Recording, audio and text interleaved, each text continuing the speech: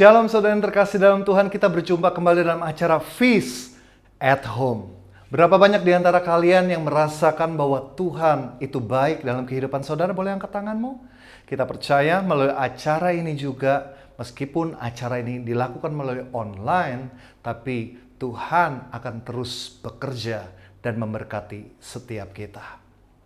Beberapa waktu yang akan datang, kita akan memuji dan menyembah Tuhan, kita akan mendengarkan kebenaran firman Tuhan. Saya sangat yakin bahwa kita yang mau memberikan waktu yang terbaik bagi Dia, kita akan diubahkan, kita akan dipulihkan, dan kita akan diberkati. Enjoy the moment. Tuhan Yesus memberkati kita semua. Amin.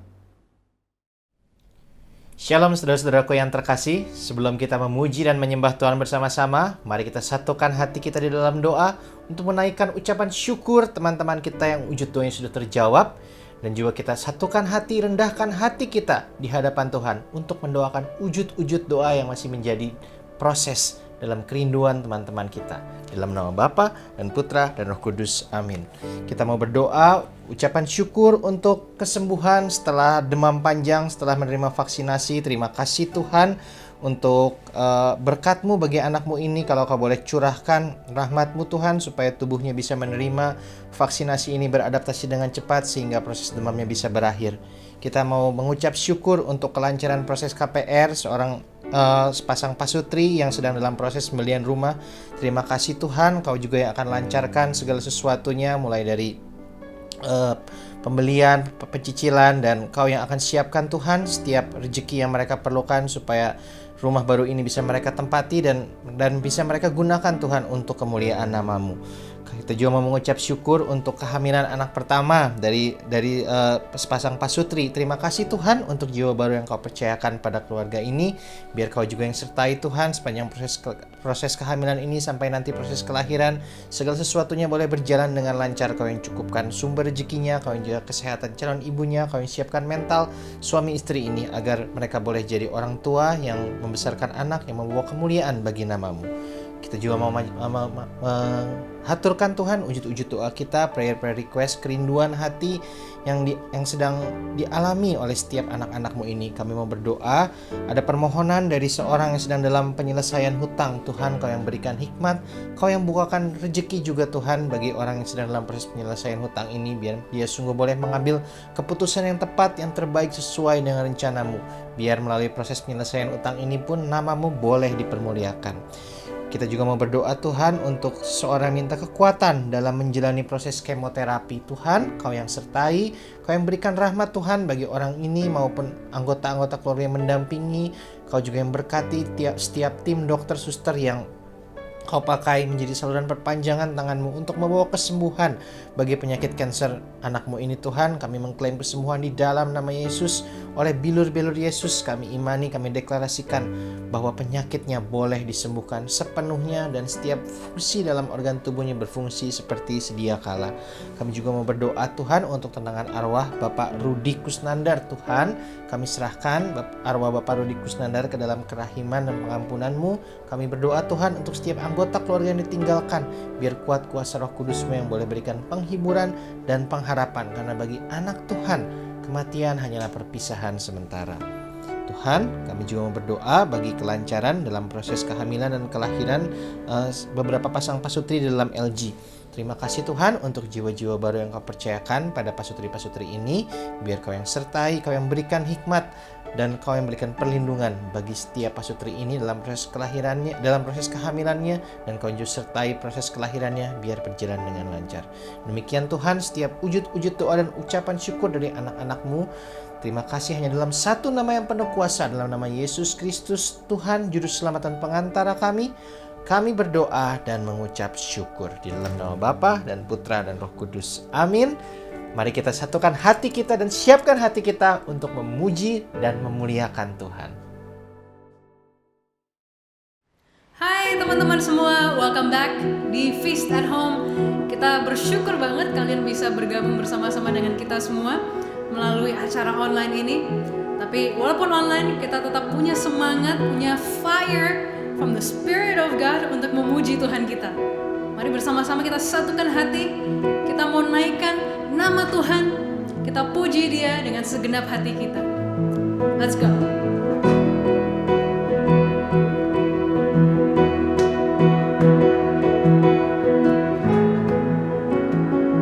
Mari bersama-sama kita angkat suara kita dan katakan, You catch me when I'm falling down. You give me all I need. More than enough. More than enough. You give me life. You give me faith. You love me all I am. Say more than enough. More than enough. More than enough. I lift my hands to you. I sing to you, Lord, and let me say this all. Everybody, let's sing it out. Jesus, you're everything to me. Let your will be done in all my life. I lay my life down at your feet, Jesus, 'cause you are my strength, and only in you I believe. Mari teman-teman semua yang di rumah kita bertepuk tangan bagi Tuhan kita. Sekali lagi kita katakan that He is more than enough.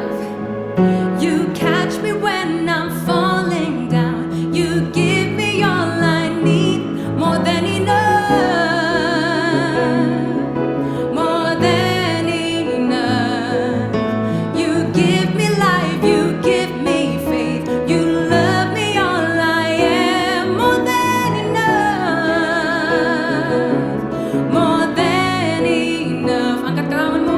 I lift my hands to you. I sing to you, Lord, and let me say this all. Jesus, you're everything to me. Let your will be done in all my life.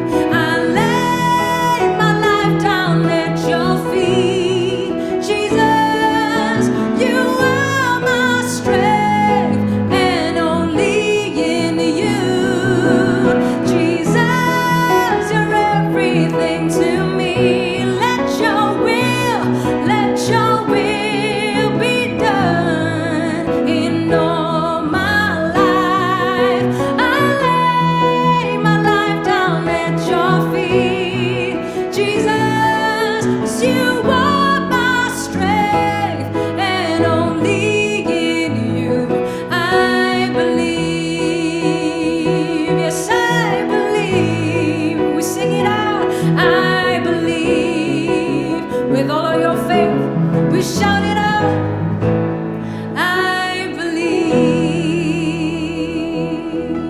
Mari bersama-sama kita bersatu hati di dalam doa, di dalam nama Bapa dan Putra dan Roh Kudus. Amin.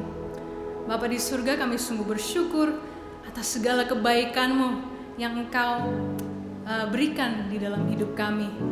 Segala sesuatu yang kami miliki, semuanya cukup Tuhan, karena itu semua pemberian daripada-Mu. Dan saat ini, jika kami sedang bergumul, jika kami sedang dalam situasi yang mungkin sulit Tuhan, kami tahu bahwa berpegang kepada Tuhan Yesus itu yang terbaik dan cukup, karena iman kami akan semakin dikuatkan. Dan biarlah malam hari ini, sore hari ini, kami semua boleh belajar untuk mengetahui betapa baiknya waktu Tuhan bagi kami semua. Your perfect time, Lord. Ajar kami untuk bisa memahami rancangan-Mu Tuhan yang begitu hebat dalam hidup kami.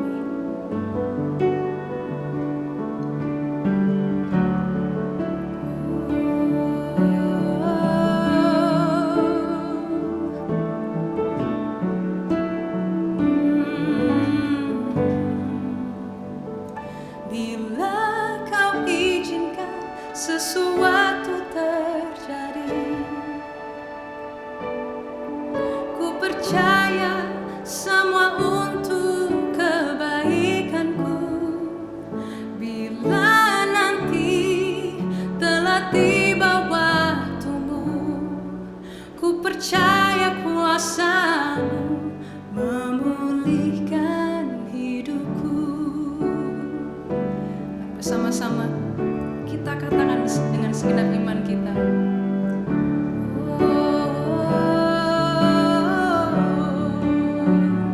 Bila Kau izinkan sesuatu terjadi, ku percaya semua untuk kebaikanku. Bila nanti telah tiba waktumu, ku percaya kuasa-Mu memulihkan hidupku. Waktu Tuhan pasti yang terbaik, walau kadang tak mudah dimengerti. Lewati cobaan, ku tetap percaya waktu Tuhan pasti yang terbaik. Kami percaya Tuhan, waktu-Mu lah yang terbaik. Bila Kau izinkan sesuatu terjadi, ku percaya semua untuk kebaikanku. Bila nanti telah tiba waktumu, ku percaya kuasa-Mu memulihkan hidupku.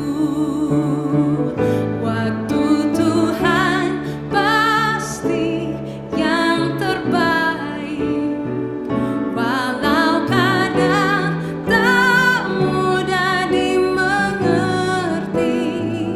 Lewati cobaan, ku tetap percaya waktu Tuhan pasti yang, katakan dengan sungguh-sungguh, waktu Tuhan pasti yang terbaik, walau kadang tak mudah dimengerti. Lewati cobaan, ku tetap percaya waktu Tuhan pasti yang terbaik. Waktu Tuhan pasti yang terbaik. Waktu Tuhan pasti yang terbaik.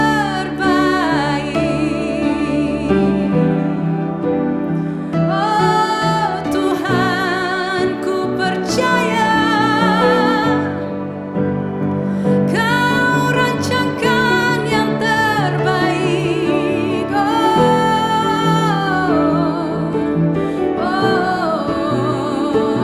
Terima kasih Tuhan atas kebaikan-Mu.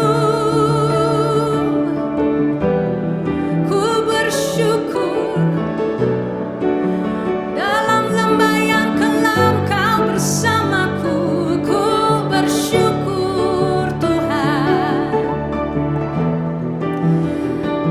segala cobaan kan ku lewati bersama-Mu.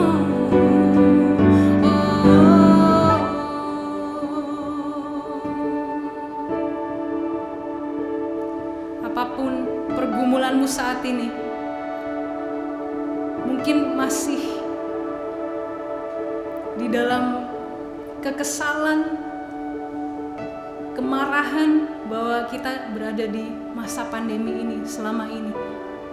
Tetapi mari kita percaya bahwa waktu Tuhan itu yang terbaik. Dia tahu yang terbaik untuk kita. Saat ini apapun kesulitan itu kita bisa lewati bersama-sama dengan Tuhan. Gak ada yang gak mungkin sama Tuhan. Ketika kita percaya, ketika kita bawa hidup kita kepada Tuhan, gak ada yang mustahil. Kita dapat kekuatan yang baru, kita diberikan kuasa yang baru setiap hari untuk bisa melewatinya. Mari katakan bersama-sama sekali lagi dengan segenap imanmu. Mari kita belajar untuk percaya, belajar untuk berserah kepada Tuhan. Mari katakan. Waktu Tuhan pasti yang terbaik. Katakan. Walau kadang tak mudah dimengerti, lewati cobaan, ku tetap percaya waktu Tuhan pasti yang terbaik.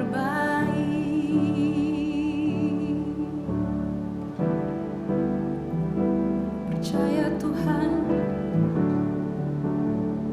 bahwa Kau mengasihi kami, Kau mengasihi kami.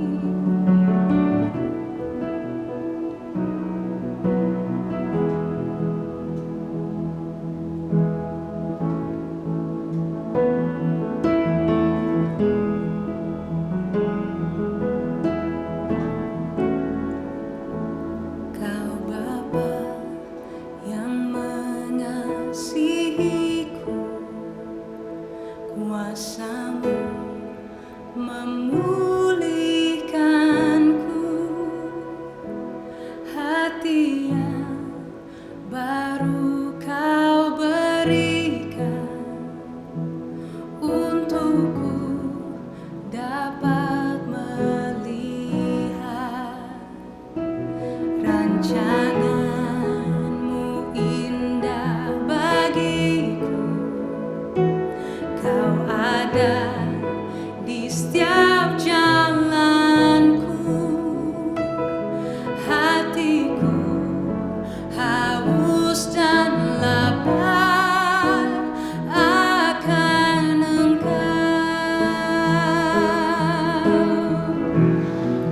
Kaulah segala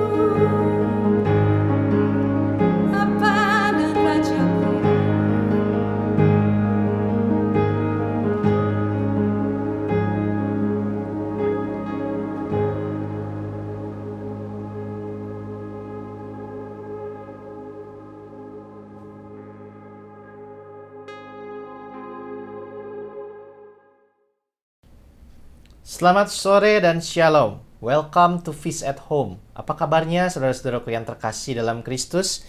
Saya berdoa Anda semua dalam keadaan sehat tanpa kekurangan suatu apapun dalam pemeliharaan Tuhan kita yang baik. Saya juga berdoa supaya kebenaran firman yang sebentar lagi akan diberitakan dan hadirat yang sudah dinyatakan bahkan lewat pujian penyembahan tadi akan memberikan setiap dari kita yang sedang melalui suatu proses dalam kehidupan kita, memberikan hikmat, kekuatan, dan pengharapan. Saya percaya Tuhan kita adalah Tuhan yang akan membawa setiap dari kita keluar dari setiap proses yang sedang terjadi dalam hidup kita sebagai seseorang yang lebih dari pemenang. Sebelum kita mulai pemberitaan firman hari ini, mari kita bersama-sama mendoakan doa favorit kita. Dengan penuh iman kita doakan di dalam nama Bapa dan Putra dan Roh Kudus. Amin. Say, "Today I receive all of God's love for me. Today I open myself to the unbounded, limitless, overflowing abundance of God's universe. Today I open myself to God's blessing, healing, and miracle. Today I open myself to God's words so that I become more like Jesus every day. Today I proclaim that I am God's beloved, I'm God's servant, I'm God's powerful champion. And because I am blessed, I'm blessing the world. In Jesus' name, mari kita angkat tangan kita dan hormati kebenaran firman Tuhan. Thy word is a lamp unto my feet and a light unto my path. Firman Tuhan hari ini diambil dari kitab Keluaran pasal yang ke-16 ayat yang ke-4. Mari kita baca bersama-sama. Lalu berfirmanlah Tuhan kepada Musa, "Sesungguhnya aku akan menurunkan dari langit hujan roti bagimu. Maka bangsa itu akan keluar dan memungut tiap-tiap hari sebanyak yang perlu untuk sehari, supaya mereka kucoba apakah mereka hidup menurut hukumku atau tidak." Saudara-saudaraku yang terkasih, kita memasuki minggu yang kedua dari tema besar kita bulan ini yang berjudul Work in Progress, di mana selama sebulan ini kita akan coba belajar lewat kebenaran firman Tuhan, melihat isi hati Tuhan itu apa sih ketika dia mengizinkan suatu proses yang kadang oleh kita anak-anaknya dianggap gak enak. Ketika dia izinkan suatu proses terjadi dalam kehidupan kita, apa sebenarnya menjadi isi hati Tuhan? Itulah yang akan kita coba telusuri lewat kebenaran firman sepanjang satu bulan ini. Nah, di minggu lalu salah satu poin yang Ko David sampaikan adalah tentang God is with us in the process. Jadi Tuhan mengizinkan suatu proses terjadi, tapi bukan berarti dia meninggalkan kita, suruh kita menjalani proses itu sendiri. Seperti di ayat yang tadi kita baca, bangsa Israel harus melalui suatu proses, yaitu perjalanan di padang gurun selama 40 tahun sebelum mereka bisa masuk ke tanah terjanji. Nah, dalam prosesnya ini Tuhan tuh nggak ninggalin mereka seorang diri loh. Seperti yang ayat yang tadi kita baca, Tuhan memberikan mereka hujan mana. Nah, kalau kita lihat dari sisi kacamata manusia yang terkadang egois, pusatnya, fokusnya pada diri sendiri, kadang ada pertanyaan, ini Tuhan kok pelit banget ya? Hanya untuk memberikan tanah terjanji yang sebenarnya bahkan dia udah janjiin ke leluhurnya bangsa Israel, kok harus lewat padang gurun dulu 40 tahun? Kesannya ini Tuhan tuh kok ribet banget gitu, kenapa nggak langsung dikasihin aja? Tapi kalau kita baca Alkitab kita lihat ceritanya, ternyata setelah keluar dari Mesir sampai di tanah terjanji, bangsa Israel itu harus berperang melawan bangsa Kanaan. Sedangkan mereka ini adalah orang yang bahkan ada yang dari lahir itu sudah terbiasa hidup dengan mentalitas sebagai seorang budak. Jadi kalau kita mau lihat dengan kacamata seorang anak, Tuhan itu baik loh. Bangsa Israel ini diluputkan dari peperangan yang udah pasti mereka kalah. Karena iman mereka belum siap. Kalau ada sesuatu yang kita rindukan tapi belum bisa kita dapatkan, mungkin ada proses untuk mendapatkan hal itu yang sampai sekarang kita pun belum siap.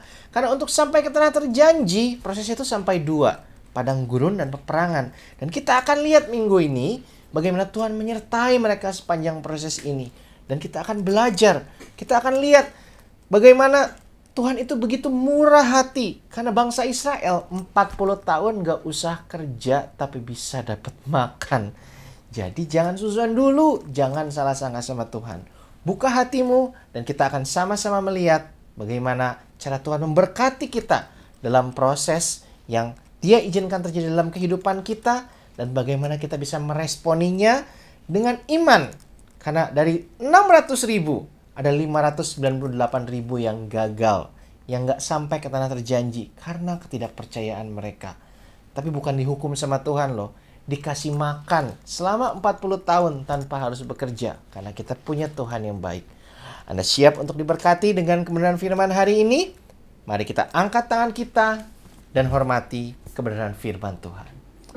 Thy word is a lamp unto my feet and a light unto my path.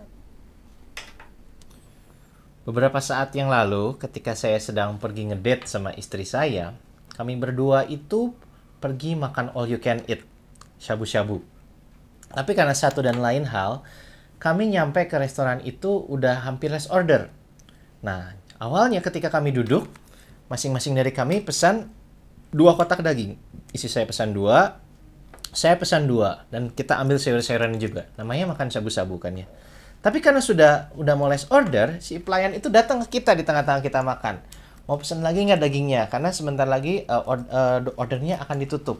Nah, waktu itu saya lihat kapasitas saya makan daging seenak ini sih mungkin saya masih bisa 2 kotak lagi. Dan istri saya juga mungkin masih bisa 2 kotak lagi. Tapi sedikit ada kekhawatiran waktu itu karena dagingnya enak banget nih. Jadi saya pikir, wah kalau nanti masih mau lagi, tapi dia kan udah terlanjur last order nih, kita udah nggak bisa pesan lagi. Jadi akhirnya saya putuskan, saya ngomong aja ke mbaknya, Mbak saya pesan 6 kotak. Terus istri saya sampai kaget, hah 6? Lah kamu juga kan makan 2 kata aku. Nah ternyata istriku tuh lagi nggak terlalu nafsu makan, jadi dua kotak yang udah ada di meja aja, dia itu makan itu udah penuh perjuangan untuk menghabiskan itu. Karena kan kalau all you can itu daging ada sisa itu kan kena penalti kan. Jadi apa yang terjadi malam itu? Saya harus berjuang sedemikian rupa menghabiskan 6 kotak daging, Bapak Ibu Saudara. Itu sampai sekitar 2-3 hari, efeknya ke pencernaan saya itu terasa susah banget, buang air besar, dan napas aja ini rasanya seperti bau sapi. Sampai 2-3 hari saya nggak mau nyentuh yang namanya daging sapi.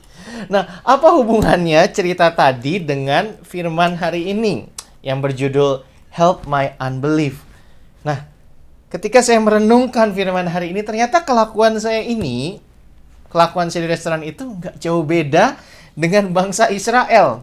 Di Keluaran pasal yang Keluaran 16 ayat yang keempat, Keluaran 16 ayat yang ke-19 sampai 21, diceritakan Musa memberi briefing. Kan tadi di ayat pembukaan Tuhan udah bilang dia akan memberikan hujan roti. Tapi Musa briefing kepada bangsa Israel. Ini roti Tuhan akan berikan sehari secukupnya untuk hari itu. Jadi roti ini punya expiration date. Dia akan kadaluarsa dalam waktu 1 hari. Jadi bangsa Israel hanya bisa mengumpulkan untuk hari itu aja. Kenapa? Karena Tuhan sedang mau melatih mereka. Tuhan sedang mau memperkenalkan mereka pada pribadi dirinya yang menyediakan, menjaga, memelihara umatnya. Tiap hari Tuhan akan kasih. Makanya expiration date-nya itu cuma 1 hari. Supaya bangsa Israel tuh belajar untuk menggantungkan nasib mereka di keesokan harinya sepenuhnya pada Tuhannya. Tapi yang namanya bangsa Israel ya belum kenal-kenal amat kali. Dan udah terbiasa punya tuan yang buruk. Yaitu bangsa Mesir yang memperbudak mereka. Jadi kayak ada rasa takut. Aduh takutnya besok Tuhan lupa. Atau takutnya hari ini aku makan terlalu banyak jadi nggak cukup. Atau seperti saya takut daging ini nanti nggak cukup buat saya. Bangsa Israel juga takut ini nggak akan cukup. Jadi di Keluaran pasal 16 ayat 19 sampai 21 itu ada yang tidak mendengarkan Musa. Jadi ada nyisain buat besok pagi atau sengaja ambil lebih banyak, lebih dari jatah makan sehari disisain untuk besoknya. Mungkin mereka takut Tuhan lupa besoknya untuk ngasih hujan. Mana? Apa yang terjadi? Ternyata ketika dibiarkan lebih dari sehari, roti ini akhirnya keluar bilatung dan menimbulkan bau busuk. Nah, Kita akan lihat nih di minggu ini 3 karakteristik berkat yang Tuhan sediakan dalam masa in progress kita. Dan bagaimana kita harus meresponinya, seperti talk yang berjudul Help My Unbelief. Kita ingin belajar bagaimana bisa meresponi setiap berkat yang Tuhan sediakan dengan iman yang benar. Karena di poin pertama, karakteristik berkat yang Tuhan sediakan di masa in progress itu adalah always new every day. Selalu baru setiap hari. Selalu cukup untuk hari itu. Tuhan, di masa dimana kita sedang diproses Tuhan tuh ingin ajarin kita untuk lebih bergantung sama Dia seperti bangsa Israel ini. Diberikan mana cukup untuk sehari karena besoknya Tuhan akan berikan lagi. Nah, banyak berkat-berkat yang Tuhan sediakan yang kalau kita abuse, kita berusaha dapatkan, tapi bukan didasari oleh iman, tapi karena rasa takut, itu akan berbalik, bukan menjadi berkat, malah seperti bangsa Israel. Itu malah mendatangkan bau busuk dan belatung ke kemah mereka untuk orang-orang yang gak taat dan ngambil lebih dari sehari. Itu seperti yang saya alami, ngalamin sembelit 3 hari Bapak Ibu Saudara, dan sampai 3 hari napas ini bau daging, sampai gak mau makan sapi gitu. Tapi itu contoh simpel kalau kehidupan saya. Di masa pandemi ini, ada begitu banyak ahli keuangan yang mengajarkan betapa pentingnya yang namanya dana darurat. Ada lagi yang mengajarkan betapa pentingnya punya second line of income. Dan saya nggak bilang itu semua salah. Tapi di masa krisis, di masa pandemi, kalau kita mengumpulkan yang namanya dana darurat itu, apa sih yang menjadi dasar kita ngelakuin itu? Apakah karena kita takut akan terjadi hal-hal yang nggak diinginkan dan kita nggak punya pertolongan apa-apa? Akhirnya kita begitu sibuknya mengumpulkan uang karena didasari rasa takut sampai nggak ada sepeser pun yang bisa kita sisihkan untuk membantu orang lain, untuk melayani, untuk memberi. Pokoknya kita selalu ngerasa nggak cukup. Dana darurat ini belum cukup. Udah kekumpul untuk 3 bulan, kayaknya butuh 6 bulan. Kayaknya butuh 9 bulan. Ada begitu banyak orang yang saya lihat di masa pandemi ini. Hidupnya sebenarnya masih berkecupan. But they stop giving. Biasanya memberi ke panti asuhan, atau ke gereja, atau punya adik asuh. But simply they stop giving. Padahal mereka masih punya pekerjaan, masih punya bisnis. Kenapa? Karena masa krisis kita nggak tahu apa yang akan terjadi. Harus punya dana darurat. Atau ada juga orang yang mungkin diberi pekerjaan yang luar biasa. Karir itu kan berkat dari Tuhan ya. Tapi mereka belum ngerasa aman kalau mereka belum mencapai posisi tertentu atau menerima pengakuan tertentu. Atau kalau pekerjaan belum selesai.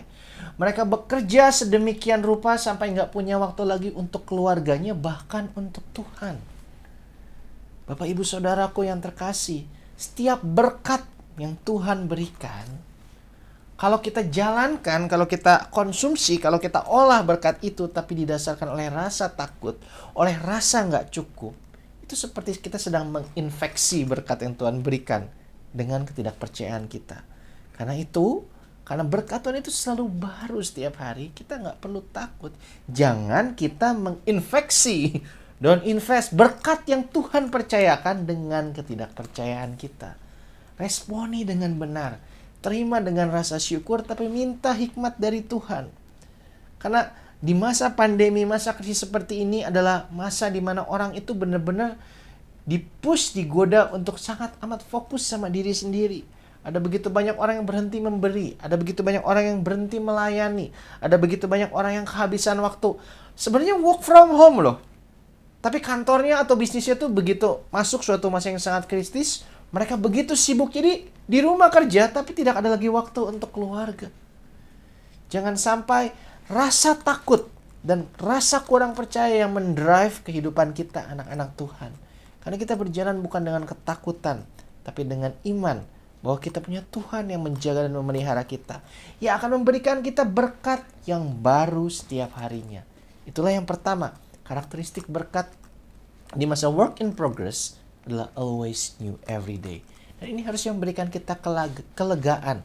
Bisa membantu kita mengatasi ketidakpercayaan kita. Alkitab, sejarah, kehidupan hamba-hamba Tuhan sudah membuktikan. Di suatu proses yang Tuhan izinkan terjadi, penyertaan Tuhan, berkatnya yang selalu baru setiap hari itu akan selalu Dia sediakan dengan setia. Dan kalau kita nggak hati-hati, jangankan sesuatu yang kelihatannya seperti kehidupan sehari-hari ya, pekerjaan, bisnis, keuangan, bahkan pelayanan pun. Kalau pelayanan dijalankan dengan ketidakpercayaan, dengan kekuatan sendiri, itu malah bisa berbalik nggak jadi memberkati kita loh. Bisa tetap memberkati orang lain karena Tuhan tetap memakai si yang melayani, tapi malah jadi beban untuk yang melayani. Yang dilayani dapat berkat, yang melayani tanpa disadari oleh yang dilayani jadi terbeban. Kok tahu sih? Karena saya sempat alami itu. Nah, saya mau cerita tentang pengalaman saya ketika saya pindah dari karir yang sebelum kantor lama saya ke kantor yang sekarang. Di kantor saya yang lama, saya diberkati Tuhan dengan sistem reporting dan sistem accounting yang sudah sangat maju. Punya staff-staff yang muda, staff baru semua, bisa saya didik. Saya sesuaikan cara kerjanya seperti style kerja saya. Saya delegasikan banyak hal. Saya jarang sekali lembur, bahkan punya banyak waktu kosong. Sehingga di kantor lama saya dulu, kalau saya mau pelayanan membawakan firman seperti ini, 1 minggu sebelum saya membawakan firman, itu poin-poinnya itu sudah semua saya doakan, sudah saya susun bersama dengan tuntunan Tuhan. PowerPoint-nya udah siap. Saya bisa latihan sehari 2 kali, bahkan pakai stopwatch supaya waktunya itu bisa benar-benar pas. Spirit of excellence ceritanya. Dan saya ngerasa nyaman dengan persiapan seperti itu, dan saya rasa itulah cara yang terbaik untuk melayani. Tapi begitu saya masuk ke tempat kerja saya yang sekarang, saya punya tanggung jawab yang lebih besar. Tapi sistemnya ini ketinggalannya bahkan mungkin sekitar 4-5 tahun lebih kuno dibandingkan sistem kantor saya yang lama. Anak buah saya semua karyawan lama. Kerjanya sudah hampir 10 tahun lebih dan semua sudah punya gaya kerja sendiri, di mana saya yang harus belajar menyesuaikan diri dengan anak-anak buah saya. Tambah lagi baru beradaptasi sebentar masuk masa pandemi, di mana yang namanya orang accounting, orang finance itu paling repot karena harus selalu melakukan perencanaan keuangan yang direvisi berkali-kali mengikuti situasi kondisi. Jadi saya yang biasanya nggak pernah lembur bisa dalam seminggu itu bisa pulangnya dalam waktu 2 minggu mungkin selalu pulang di atas jam 10 malam. Ada begitu banyak kesibukan. Walaupun ada jatah work from home, begitu sekalinya ada tetap harus datang ke kantor. Begitu sampai di kantor itu bisa kerja lagi sampai malam, kerja lagi sampai malam. Jauh berbeda dengan keadaan saya di karir yang lama, tapi saya tetap harus melayani. Dan saya punya prinsip, punya sistem bahwa saya harus mempersiapkan diri seperti yang saya tahu. Sehingga akhirnya itu benar-benar menjadi ada satu momen di mana itu menjadi sesuatu yang sangat melelahkan. Tapi saya sangat suka, saya punya passion, saya sangat cinta melayani Tuhan, membawakan kebenaran firman-Nya, visit LG. Jadi yang saya blaming itu bukan pelayanannya, tapi malah karir saya. Setiap hari istri saya bisa dengar saya ngeluh tentang betapa kunonya nih kantor, betapa kurang kooperatifnya orang-orangnya dan segala macam. Saya ngeluh sampai lupa. Lah, gajinya ini loh yang bikin saya cukup untuk hidup sebagai kepala keluarga, karena saya bukan lagi seorang single seperti dulu. Dan Roh Kudus seperti ingatkan saya, mungkin Tuhan mau memberkati kamu dengan cara yang berbeda. Karena saya udah mulai nggak sehat, saya mulai curi-curi jam kerja untuk persiapan pelayanan, dan itu adalah suatu batu sandungan sebenarnya. Tuhan langsung ingatkan saya ketika saya mendoakan persiapan pelayanan saya. This is not the right way. Karena mungkin Tuhan memberkati dengan cara yang berbeda. Seperti ketika Tuhan memberkati bangsa Israel, Dia memberkati dengan mana, tapi nggak selama-lamanya. Keluaran 16 ayat 35 mencatat bahwa hujan mana ini Tuhan berikan sampai mereka tiba di perbatasan tanah Kanaan. Ketika sampai di tanah Kanaan, Tuhan berkati dengan cara yang berbeda. Seperti ketika Tuhan ingatkan saya, ketika saya mulai menggerutu karena ternyata saya itu sudah terlalu terikat pada sistem. Bukan lagi terikat pada Tuhan si pemberi berkat, tapi sistem. Sehingga saya pikir inilah satu-satunya cara, padahal Tuhan kita ini adalah Tuhan yang kuasanya tidak terbatas. Sehingga ketika saya mulai sesuaikan diri, cari tahu maunya Tuhan tuh saya persiapan pelayanan seperti apa. Contohnya bahan firman yang saya sampaikan sekarang, perenungan bersama Roh Kudus untuk bahan firman hari ini, saya dapatkan ketika jam 10 malam istri saya udah tidur, saya baru pulang lembur. Saya harus melakukan bagian saya karena kami tidak punya pembantu rumah tangga. Jadi pekerjaan rumah tangga kami bagi dua. Saya sambil cuci piring, sambil cuci dan jemur pakaian dalam, sambil buang sampah. Tapi sambil bersekutu dengan Roh Kudus, poin-poin untuk sermon yang disampaikan ini 80% didapat di situ.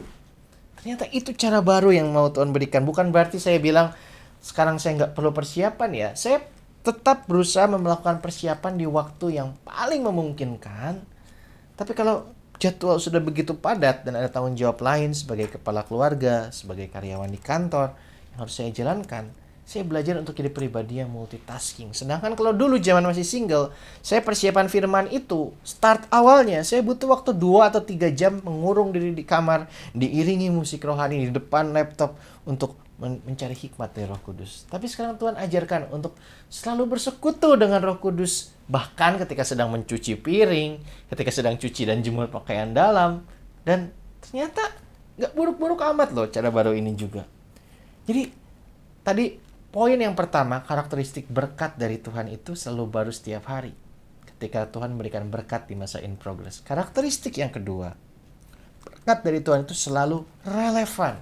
Selalu sesuai dengan kondisi yang Tuhan izinkan terjadi dalam kehidupan kita. Seperti bangsa Israel tadi. Di padang gurun, mereka yang memang butuh mana. Tidak ada tempat untuk bercocok tanam. Dan padang rumput nggak ada di sembarang tempat. Mereka juga nggak bisa beternak dengan optimal. Tapi ketika mereka masuk tanah Kanaan, tanahnya itu subur. Mereka bisa bercocok tanam. Ada padang rumput. Mereka bisa memberi makan ternak, mereka bisa beternak dengan optimal. Tapi ada bangsa Kanaan yang harus mereka taklukkan. Jadi Tuhan tetap berkati mereka, tapi berkatnya beda. Yaitu penyertaan Tuhan dalam peperangan. Karena bangsa yang mungkin ketika di bawah pimpinan Musa itu mereka berperang sekitar 3-4 kali. Kalau kita baca kitab Yosua, mereka berperang melawan bangsa yang teknologinya lebih maju, posturnya lebih besar, perlengkapan perangnya lebih baik. Puluhan kali. Dan cuma 1 kali kalah. Karena ada penyertaan Tuhan secara supernatural di dalam peperangan yang mereka jalani. Jadi kondisi berkat yang Tuhan berikan di padang gurun dengan di tanah Kanaan bentuknya beda. Tuhannya sama. Same God, different blessing. Dia akan selalu memberikan berkat yang relevan, yang paling sesuai dengan kondisi yang sedang kita lalui saat ini. Tapi sayangnya manusia, anak Tuhan itu, walaupun udah kenal Tuhan, kita itu kadang kalau udah terlalu nyaman dengan sesuatu, seperti saya nyaman dengan cara saya melayani yang dulu, kita lebih mengandalkan sistem daripada mengandalkan Tuhan. Kita lebih mengandalkan struktur, mengandalkan suatu prosedur daripada Tuhan. Tapi masa pandemi ini ada begitu banyak sistem, struktur, prosedur yang mau nggak mau harus berubah. Ada orang yang sistemnya mendapatkan uang misalnya jadi karyawan, tiba-tiba perusahaannya tutup. Mau nggak mau, terbiasa hidup dengan penghasilan tetap, sekarang harus belajar hidup dengan penghasilan yang nggak tetap. Mulai belajar berbisnis. Tapi ada juga teman saya kebalikannya. Bisnisnya itu adalah bisnis yang memang di masa pandemi ini tidak bisa dijalankan karena melibatkan kerumunan orang banyak. Tiba-tiba dapat tawaran kerja. Udah biasa jadi pengusaha, tiba-tiba jadi karyawan. Ada. Cara kita, struktur sistem kita berelasi dengan orang-orang di sekeliling kita otomatis berubah. Keluarga yang senang kumpul-kumpul mungkin sekarang harus mulai terbiasa dengan ketemu secara online. Bahkan cara kita beribadah pun mau nggak mau berubah. Karena kita adalah mungkin generasi pertama dalam gereja Katolik yang mengalami yang namanya misa online. Kayaknya nggak ada dari zaman gereja perdana sampai sekarang orang melakukan misa secara online, yang baru ada di generasi kita. Sistem, struktur, prosedur, cara kita mencari uang, berelasi dengan Tuhan, berelasi dengan sesama, berubah karena pandemi ini. Tapi mungkin, walaupun terasa, dan kemanapun saya pergi, akan selalu saya ketemu orang yang bilang, dulu tuh lebih enak, misa offline tuh lebih enak, kerjaku dulu sebelum pandemi ini lebih enak. Selalu akan ada orang yang bilang dulu itu lebih baik, yang mengeluh. Tapi ketika mempersiapkan firman ini, Tuhan seperti berikan hikmat. Ya mungkin emang dulu ada lebih enaknya. Karena mengutin roti di padang gurun itu jauh lebih enak dan lebih aman daripada berperang melawan bangsa Kanaan. Tapi mungkin yang dulu yang kita anggap enak itu hanya sekedar mana dari Tuhan. Sekarang kerasa nggak enak, kenapa? Karena kita sedang berperang. Mungkin sekarang kita sedang dalam proses seperti bangsa Israel berperang dengan bangsa Kanaan. Yang rasanya tuh nggak enak kalau dibandingin dengan mengutin roti di padang gurun. Tapi kalau kita setia, kalau kita mau tetap berjalan sama Tuhan, di ujung proses ini, ada kemenangan, ada kemuliaan Tuhan yang sudah Dia siapkan, yang mau Dia nyatakan melalui pekerjaan kita, melalui bisnis kita, melalui relasi kita, melalui pelayanan kita, melalui banyak hal dalam hidup kita yang saat ini mungkin kita harus belajar sesuatu yang baru melalui suatu proses dan rasanya nggak enak. Mungkin kita seperti bangsa Israel yang sedang berperang, dan kalau kita mau setia taat jalan sama Tuhan, mungkin sebentar lagi kita akan melihat kemenangan yang sudah Tuhan siapkan bagi saudara dan saya. Amin. Karena itu, jangan rely pada structure, jangan rely pada sistem. Karena Tuhan kita itu Tuhan yang tidak terbatas oleh structure dan sistem. Kalau Dia mau, kalau Dia lihat lebih relevan, kalau Dia mengubah cara Dia memberkati kita, Dia akan ubah.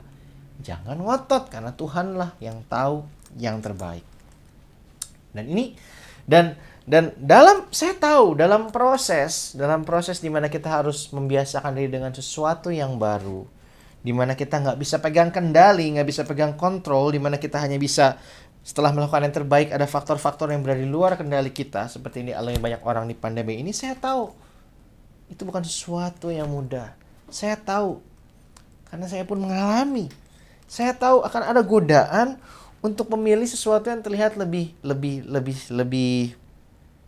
cepat, lebih instan, lebih singkat. Karena kita dari kecil tanpa disadari manusia itu selalu dibesarkan dengan prinsip bahwa lebih cepat itu lebih baik. Kita selalu suka yang instan, kita selalu suka yang cepat. Bahkan kadang-kadang kalau ngelanggar kebenaran firman pun, kalau bisa lebih cepat dapatnya, kadang sama anak Tuhan ditabrak aja. Nah, dalam masa in process, dalam masa di mana kita sedang diproses sama Tuhan, godaan untuk mengambil sesuatu jalan yang lebih pintas, yang terlihat lebih mudah itu akan selalu ada. Seperti yang dialami oleh bangsa Israel, Bilangan 11 ayat 5 sampai 6. Mereka udah dapat roti tiap hari, nggak usah kerja. Akhirnya ngedumel juga. Ya, kalau saya tempatkan diri di posisi mereka mungkin bosen juga ya. Bayangkan 40 tahun tiap hari makan makanan yang sama. Jadi ada momen di mana mereka bersungut-sungut. Sebenarnya simpelnya mereka cuma tinggal ngomong baik-baik ke Musa. Musa, ini rada bosen nih roti melulu. Boleh nggak ditambahin daging? Tapi tambah bersungut-sungut. Dan ketika mereka bersungut-sungut, Bilangan 11 ayat 5 sampai 6, mereka bilang, kita teringat pada ikan yang kita makan di Mesir dengan tidak bayar apa-apa. Pada mentimun, semangka, bawang prei, bawang merah, dan bawang putih. Tapi sekarang kita kurus kering, tidak ada sesuatu apapun kecuali mana ini saja yang kita lihat. Mereka bilang, dulu dapat ikan, pokoknya menunya tuh lebih variatif. Dan mereka bilang, mereka dapatkan dengan tidak bayar apa-apa. Mungkin karena saking bosennya, mereka sampai lupa. Mereka tuh nggak bayar pakai uang, karena mereka nggak punya uang. Mereka bayar dengan nyawa mereka.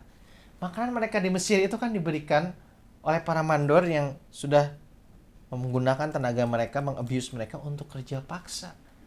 Nah, kadang kita itu selalu mikirnya tuh cuman yang kurangnya aja. Jadi si bangsa Israel ini hanya fokus pada betapa lebih bervariasinya menu dulu sampai lupa perbudakannya. Nah, begitu juga ketika kita sedang melalui proses, kadang kita tuh dihadapkan pilihan untuk memilih sesuatu yang lebih cepat. Dan kelihatannya ini gratis, kelihatannya ini nggak ada salahnya, kelihatannya ini nggak ngerugiin siapa-siapa. Kenapa nggak kita ambil? Seperti saya dulu, bahkan sebelum kenal Tuhan. Saya percaya karir saya yang sekarang ini Tuhan tuh sudah persiapkan bahkan sebelum saya lahir mungkin. Tapi setelah saya lulus, saya sudah diterima di tempat kerja yang baik, di perusahaan yang baik, di mana saya bisa menjalani proses untuk belajar, punya pengalaman dan pengetahuan untuk jabatan yang saya pegang sekarang. Tapi waktu itu, saya iri ngelihat saudara-saudara saya dan teman-teman saya yang dapat warisan bisnis dari orang tua, yang kayaknya tuh duitnya banyak banget. Dan dengan gaji saya ini penghasilannya jauh banget. Saya belum kenal Tuhan. Jadi sumber rasa aman saya waktu itu adalah uang. Saya ambil sesuatu yang terlihat instan, lebih cepat. Karena ada teman saya nawarin bisnis. Bisnisnya jual minuman keras. Sekali lagi waktu itu belum kenal Tuhan. Dan saya pikir, wah ini bisnis nih. Kayaknya bakal lebih cepat duitnya. Apalagi jualannya ini minuman keras nih, pasti laku. Jadi saya ambil jalan yang lebih cepat. Karena kelihatannya lebih menguntungkan. Hasilnya saya kena tipu. Setelah saya kena tipu, terlilit utang. Belum kenal Tuhan. Aduh ini harus cepat. Harus cepat kebalik, uang sebesar ini harus dicari dengan cepat. Saya malah jatuh dalam perjudian. Saya kelilit utang lebih dalam lagi. Saya ambil lagi jalan lebih cepat. Saya jadi bandar judi. Nah, secara utang lunas akhirnya dengan cepat. Tapi ada begitu banyak hal yang harus saya korbankan. Kesehatan saya, gaya hidup saya, ada begitu banyak dosa yang saya lakukan yang bahkan setelah saya sadar, saya kenal sama Tuhan, saya sadar betapa Tuhan sudah begitu bermurah hati meluputkan saya dari gaya hidup yang udah sangat beresiko seperti itu. Hanya karena kemurahan Tuhan saya bisa ada di sini. Tapi melalui pengalaman itu Tuhan ajarkan saya, yang cepat itu kalau dari si iblis akan selalu ada konsekuensinya. Karakteristik ketiga dari berkat Tuhan di masa work in progress adalah dia memberikan itu secara sukarela dengan kasih. It's freely given out of His love. Diberikan dengan sukarela secara kasih. Bangsa Israel gak usah bayar apa-apa untuk dapat mana. Dan gak usah bayar apa-apa untuk dapat tanah perjanjian. Tapi kan mereka harus perang. Nah, perang itu adalah proses untuk mereka sendiri. Bukan untuk menguntungkan Tuhan. Bukan untuk kepentingan Tuhan. Makanya dibilang, freely given out of His love. Dia adalah Bapa yang baik. Bayangkan kalau Anda seorang Bapa mau kasih anak Anda mobil, pasti Anda akan pastikan dulu anak Anda itu udah bisa nyetir dengan benar kan? Bukan langsung Anda kasih mobil, terus Anda suruh masuk jalan tol, bisa-bisa dia kecelakaan. Seperti itu juga Tuhan. Dia memberikan semua berkatnya lewat kemurahan hati dengan cuma-cuma. But out of His love. Sebagai Bapa yang baik. Jadi kadang ada yang diberikan lewat proses. Tapi harga yang harus kita bayar itu nggak ada. Proses itu pun untuk kebaikan kita. Untuk bikin karakter kita lebih siap. Supaya berkatnya itu tidak jadi kutuk. Bisa kita pakai untuk menjadi memberkati banyak orang. Bahwa orang lebih banyak kenal Dia. Berbeda dengan si iblis yang dalam masa work in process itu akan selalu berikan yang namanya umpan. Jalan yang kelihatan lebih cepat. Jalan yang kelihatan lebih baik. Tapi akan selalu ada konsekuensinya. Akan terlihat lebih mudah untuk nyalahin orang di masa pandemi seperti ini. Untuk komplain. Untuk berspekulasi. Cari uang cepat. Tapi akan selalu ada konsekuensinya, Bapak Ibu Saudara. Kalau Anda tahu, Anda sudah bawa doa, Anda berkomunitas, Anda udah sharing dengan partner Anda dengan mentor Anda tahu Anda sedang ada di jalan yang tepat sesuai dengan rencana Tuhan. Walaupun keadaan gak terlihat baik, setialah. Kalaupun keadaannya terlihat lebih gak enak dari dulu, mungkin inilah momen peperangan Anda seperti bangsa Israel waktu itu berperang menghadapi bangsa Kanaan. Percayalah, peganglah janji Tuhan, peganglah kebenaran firman-Nya. Karena mungkin sebentar lagi Anda akan melihat kemenangan yang sudah Dia siapkan. Untuk ayat penutup hari ini, saya bilang, saya pun ngerti dalam masa proses, dalam masa penantian, di mana segala sesuatu terlihat gak sejalan dengan apa yang kita harapkan. Kadang kita merasa letih, kadang kita merasa lesu. Dan Tuhan sudah berikan janjinya. Matius 11 ayat 28 sampai 30 semua orang udah tahu isinya, tapi biasanya hanya fokus di ayat ke-28. Marilah kepadaku semua yang letih lesu dan berbeban berat. Kenapa kadang orang ikut Tuhan itu ngerasa capek? Karena mereka salah ekspektasi. Karena banyak orang mikir kalau udah memulai hidup baru bersama Tuhan, hidupmu gak akan ada beban, gak akan ada masalah lagi. Tapi baca baik-baik di ayat 29 sampai 30. Tuhan bilang di ayat 30, sebab yang kupasang itu enak dan bebanku pun ringan. Siapa bilang hidup Tuhan gak ada beban? Tuhan udah bilang ada beban, bahkan bakal tetap ada beban untuk ikut Tuhan. Ketika kita ikut Tuhan akan ada harga yang harus kita bayar. Ada banyak hal yang dulunya bisa kita lakukan, nggak bisa kita lakukan. Ada banyak hal yang dulunya kita nggak pernah lakukan, tapi kita harus belajar untuk lakukan. Ada harga yang harus dibayar kalau mau sungguh-sungguh ikut Tuhan Yesus sepenuh hati. Tapi beban itu Tuhan bilang ringan. Hidup kita akan mendapatkan yang namanya ketenangan yang gak pernah bisa kita dapatkan kalau kita belum kenal sama Tuhan Yesus. Tuhan sudah janjikan itu. Dia akan tetap ada beban, akan tetap ada permasalahan, akan tetap ada proses. Tapi jiwa kita sepanjang menjalani itu akan mendapatkan yang namanya ketenangan yang sejati yang berasal dari Tuhan. Jadi saya mau tutup firman hari ini dengan renungan bersama. Apa yang menjadi padang gurun atau bahkan peperangan Anda saat ini? Coba renungkan, walaupun Anda ngerasa sendiri, tapi ada mana yang tetap Tuhan sediakan di masa in proses ini. Tetaplah setia, tetaplah percaya. Kalau belum menemukan kehendaknya, carilah kehendaknya. Salah satunya adalah dengan berkomunitas. Bagi Anda yang belum memiliki komunitas, saya mengundang Anda semua untuk menghubungi PIC kami atau di sosial media, nomornya ada di sosial media, atau mengklik link yang tertera di bawah ini. Mari kita belajar bersama-sama mengenal Tuhan lebih dalam lagi untuk saling menguatkan. Apalagi kalau saat ini kita sedang melalui suatu proses yang terasa nggak mudah. Tapi saya percaya kalau kita mau tetap melangkah dengan iman, dengan ketaatan, hidup saya sendiri, saya sudah melihat begitu banyak bukti di mana Tuhan itu nggak pernah nggak setia. Dia selalu menepati janji. Saya berdoa Tuhan yang setia, Tuhan yang sama, yang sudah mengubahkan hidup saya dengan luar biasa, akan bekerja dengan luar biasa juga bagi setiap Anda yang menyaksikan tayangan ini. Mari tundukkan kepala kita. Tuhan Yesus, terima kasih untuk pemberian firman-Mu hari ini. Kalau kami boleh diingatkan, kami punya Engkau yang gak pernah meninggalkan kami, bahkan di proses yang Kau izinkan terjadi dalam kehidupan kami, untuk kebaikan kami pun, sepanjang proses itu Kau tetap berjalan bersama kami. Seperti Kau juga memberikan mana bagi bangsa Israel, Kau berikan mana bagi kami dalam menjalani proses dengan bentuk yang berbeda. Ajar kami Tuhan, Kau sudah melakukan bagian-Mu dengan selalu setia.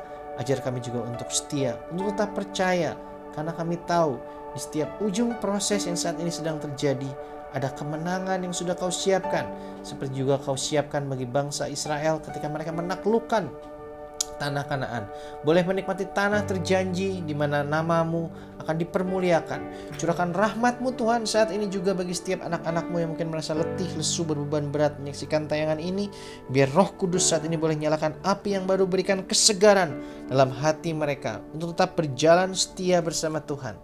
Kami percaya dan kami terima setiap kemenangan yang telah Kau siapkan di ujung proses kami, dalam satu nama yang penuh kuasa, dalam nama Yesus Kristus, Tuhan Juru Selamat dan Pengantara kami. Dalam segala kemuliaan kami kembalikan hanya kepada-Mu Tuhan. Kemuliaan kepada Bapa dan Putra dan Roh Kudus, seperti pada permulaan, sekarang, selalu, dan sepanjang segala abad. Amin. Di dalam nama Bapa dan Putra dan Roh Kudus. Amin. Tuhan Yesus memberkati.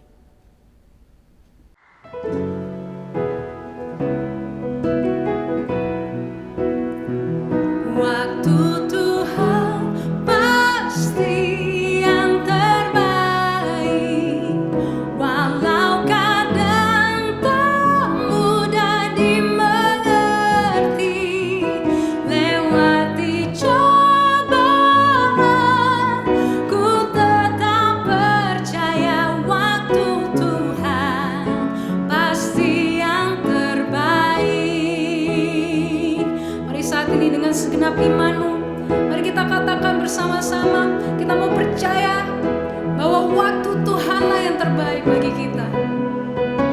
Waktu Tuhan pasti yang terbaik, walau kadang tak mudah dimengerti. Lewati cobaan, ku tetap percaya waktu Tuhan pasti yang terbaik.